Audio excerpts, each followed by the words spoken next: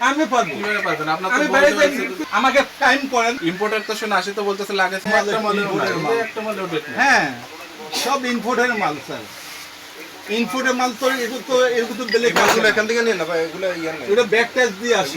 Back tax হলে সেটা seal থাকবে না যে সরকার হাজার হাজার ভোক্তা, হাজার হাজার ইম্পোর্টার এই মালটা যে কোনো ইম্পোর্ট করতে পারে।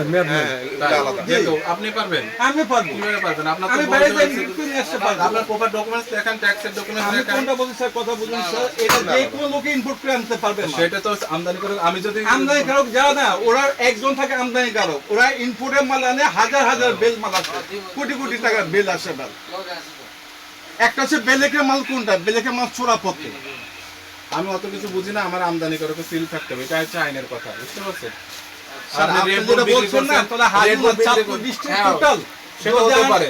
সবাই জরিমানা করা যদি হচ্ছে। কেউ যদি, আচ্ছা আমরা মামলা করে দিলাম, চাঁদপুর ডিস্ট্রিক্টে যদি কেউ যদি হাজিগঞ্জ টু চাঁদপুর কেউ যদি আমদানি ছিল দেখাতে পারে, আমাকে টাইম করেন, জরিমানা আছে তো, করেন, আমরা চলেন, করেন। আপনি চলেন দুই একটা মালে তো দেখাতে পারবেন, দুই আছে একটা তো, মাল আছে তো, আছে তো, হ্যাঁ? অবশ্যই আছে। অবশ্যই ওইরকম মতো তো আছে, আসে না? অবশ্যই আছে।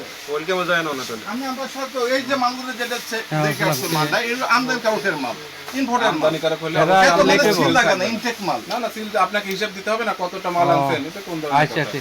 আপনি তো বুঝেও না বোঝারই করতেছেন, তাহলে তো আমাদের হ্যাঁ করে ফোন দিতে তো হ্যাঁ না আমি বুঝে দেখি আমার সাথে আর কথা রেড বুলের বলতে মেমোটা চাচ্ছি দেখান, সাথে। মনে হয় তো রেড বুলের অবশ্যই মেমোটা থাকবে। দেখান, রেড বুলের মেমোটা দেখান।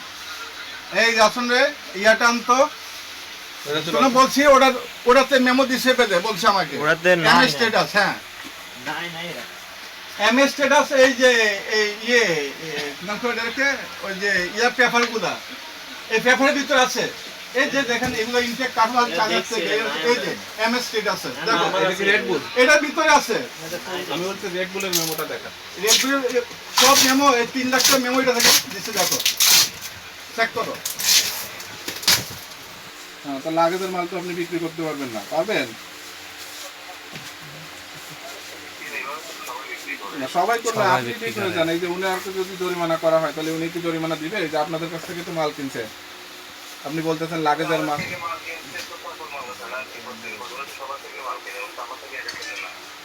আপনি তো অন্য জায়গা থেকেও কিনেন, তাই বলেন আমার হ্যাঁ। থেকে 2-3 বার কিনছে। একটা মেমো দেখাচ্ছে, ওরা তো ইম্পোর্টার।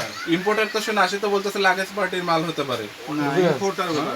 কি ইম্পোর্টার? তাহলে ওনার নাম কোথায়? ইম্পোর্টারের ওনার নাম আছে ভাই আপনারে আমি স্যার, না? কি বুঝাইতে তো হবে, উনি আপনাকে তো কথা ফোন আমি দিলাম। তো মেমো দেখেছি। মেমো ঠিক আছে, কিন্তু আপনি তো জেনে শুনে আনছেন। বিদেশি পণ্যে অবশ্যই আমদানিকারক সিল থাকতে হবে।